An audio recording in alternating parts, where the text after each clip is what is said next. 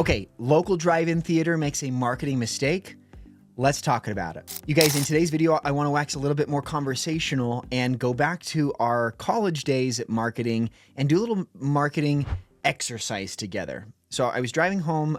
We live here in Utah near one of the last drive-in theaters. And I want to preface with the fact that, one, we support this theater. We love going summer nights, you know, wrangling up the kids, putting them in the back of the van or the Durango or whatever we've had in the past, and watch a family video. And they generally have back-to-back shows, and it's really great.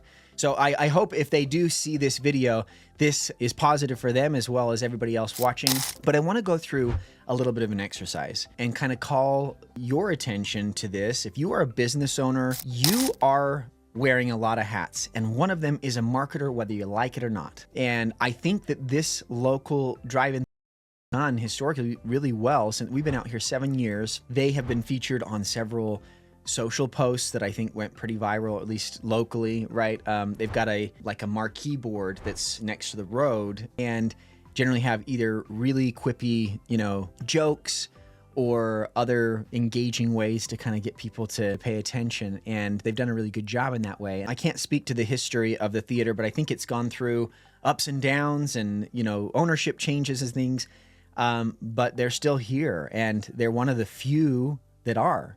You know, drive-in theaters aren't exactly relevant for a lot of people anymore. It's not the most convenient way to watch a movie, especially, you know, if you're a big fan of something, you want to watch it with good quality, but it's an experience, and they've done a really good job making it an experience. So this is not a video to slam them, but I saw today as I was driving home on their marquee board something along the lines of, and I should go get a picture so I can post it in this video as well: support our business, help us stay here, shop our snack shop, don't bring in outside food and beverage. But they're not the first people that have ever done something like that.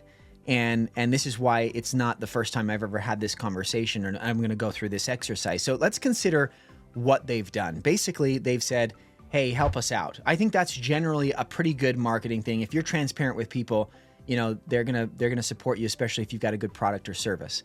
But where do I think things went wrong is when they start to say things like, don't bring in outside food or drinks. Now, let's talk who else has done this. Netflix, Hulu, some of our streaming services are doing similar types of things, right? No sharing your passwords. So I want to say, from a marketing perspective, whatever I'm about to say can be completely substantiated probably either way, but the big difference here is data. You have to collect data. Don't do any marketing without knowing how you're going to measure it, because it's just a shot in the dark. It's a prayer up into the heavens, right? So what I'll say is there are realities certainly where Netflix has come out and said, you know, we don't want you to share your password. And that has had impact on their business, impact that they can measure. And so sometimes this concept of like restraining your audience can have positive impact. But I would suggest, unless you can measure it, I would suggest that most of the time that's going to have a negative impact. For me, as a casual user of the drive-in theater, I know that one of my favorite things is for our family to go and get our favorite pizza or burger and to show up to the drive-in theater and kind of make it this event. So it is so important for you as a business owner to know your audience and to know what they're doing and what problems you solve for them, right? The drive-in theater isn't just a movie experience, because I can do that at a lot of different places, and in some ways cheaper depending on how I do it, right? I've got little kids that don't necessarily need tickets, and, you know, and maybe we do a date night and yada, yada, yada. The reality is we go to this drive-in theater for the experience of being outside in the summer air and to be together kind of crammed up in the bed and to bring our favorite snacks and treats and things. So what could they have done? What should they have done, or what might they do if they see this video? I hope that they do. We're happy to help everybody with their marketing, obviously. But I want to consider when making a marketing request or a marketing offer, right? Rather than saying, hey, don't bring in outside food, they might have considered making their inside food more accessible, more enticing, maybe even with a better offer, a better deal, right? So as an experience, as a user of this product and service, I can say that I didn't even know they had an indoor or an internal store for several years of the 7 that we've been out here. It wasn't until somebody told us, hey, you can actually buy popcorn there. And, we walked inside and they had small concessions and popcorn. But again, that's not what I was looking for in this time. Basically, for us to go to this evening movie, either I have to prepare my family and have them have eaten all their food beforehand and all in their jammies because, I've got young kids and they've got to get ready for bed.